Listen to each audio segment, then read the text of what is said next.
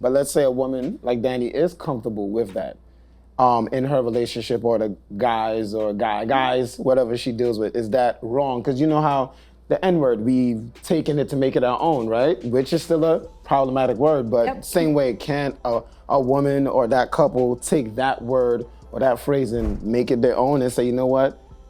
Yeah, he's murdering the pussy, but at the end of the day, it's understood between them two. Is it a way to kind of like own it? I would rather so? women be able to say that than allow black men to say that, because that is the exact same as a fucking drunken fraternity white boy using the N-word when he raps to Eminem songs or other rappers' songs and saying, well, it's just a song. Get the fuck out of here. All right, so we have to do better. Like, I'm not even trying to shame anybody. No, I'm talking. I'm saying when you look at what is happening with maternal mortality rates of black women, with SB 8 happening in Texas, and women's rights being removed for their bodily autonomy, we really need black men to step up and do better. And if behind closed doors, you want to say, ooh, I'm finna beat it up, and that is what you and your partner decide, I'm fine with that. But what I'm saying is, let me finish, the commercialization, you better man up. the commercialization of the idea that I'm gonna beat the pussy up or I'm gonna murder the pussy. That's problematic language. And I'm only saying that to you because I have worked in schools. I've worked with middle schoolers who have actually adapted their sexual behavior to violent behavior to get in bed with their peers. Really? Because we have taught them as adults through our music, through our conversations, through our movies. So that is the base.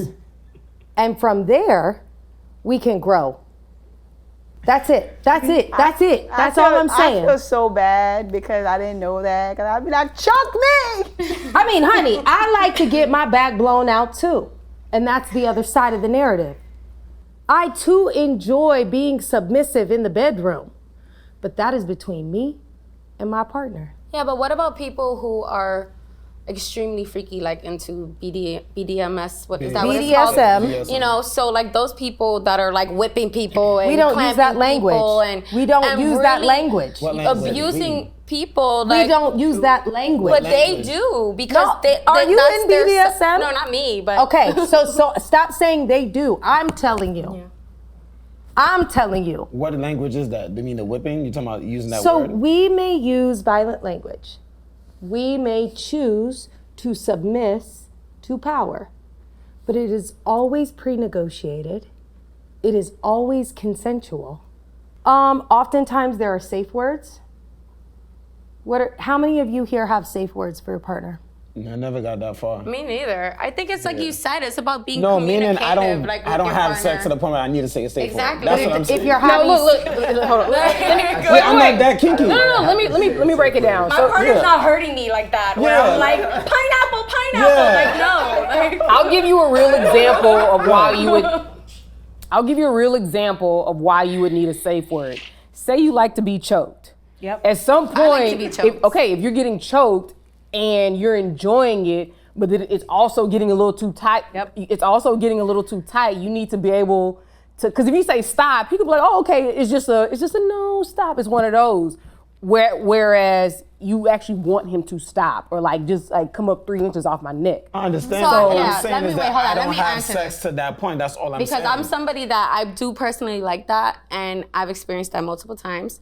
And I feel like I just trust in my partner that they're not gonna choke me to death. I trust in my partner that they're not gonna make me pass out. To notice my face while they're on top of me choking me, to notice if I'm passing out. If I'm passing out, you need to stop. But what if your that's face just is in the common pillow? sense. How do they know? What if your face is in the pillow and they're choking I feel like you this? make noise, like like No, I but don't see, know, they like could you think make that it that known. was- I don't that- know. but they could think, here's the thing, like No, like you don't say like I don't know. That's just me. I've choked women in my life, and I've always was very conscious of what I'm doing and what's going on, what's too long. Like, listen, some people have safe words because some people have stronger thresholds than others.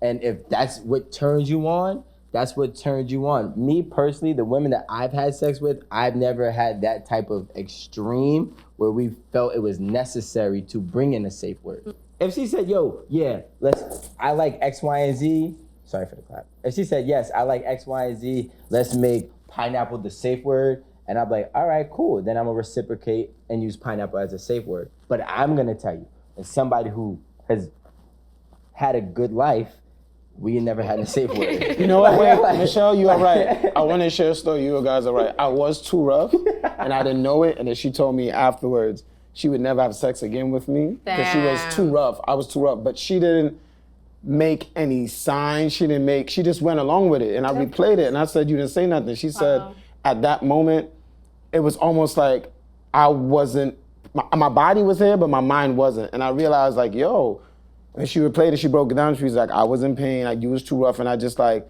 almost like a person that's playing dead for the bear to stop. Yep. So that's what she did. So you know what? I take it back. At that time, and I'm 36, I was in my 20s, and I did have sex where it was rough, and she didn't say nothing until after, and we never had sex again. And I was conscious of it, as Naisha was saying about when I am having sex, my choking, even though I didn't use a safe word, that moment where she told me what it was, I've been more cognizant of the choke and how rough I'm going. I'm paying attention to a woman's body. But so. I want to be very transparent with, if you're seeing my facial reactions or my body language change, what is happening for me is I am conflicted deeply. And that's when I stop. Because I get it that we don't talk about this stuff. So we're not open and we're not honest about past traumas. So we'll act like, ooh, I can take the big dick, slay this pussy, beat it up, daddy. But unfortunately, a lot of people have not fully processed their sexual trauma. So in the moment, they can have a PTSD reaction. Mm-hmm. And they may or may not have even realized that it would come up for them. Like the person you thought you were having, was enjoying it. And because we have not been educated on language, we have not been taught how to have these conversations, we continue to put ourselves in positions where we can be hurt. And then we don't talk about them and we move on to the next relationship. All my friends are like, ooh, girl, he was the worst dick of all. And I'll always be like, well, did you tell him? No, girl, I just stopped calling him. Thank you for throwing him back out into the dating pool. So now I can catch his raggedy ass and have bad sex with him. We as a community, and it's not just, Black and brown people, we have not been given a space where we feel safe talking about sex and sexuality. And a part of that is connected to the long history of sexual trauma we have experienced here.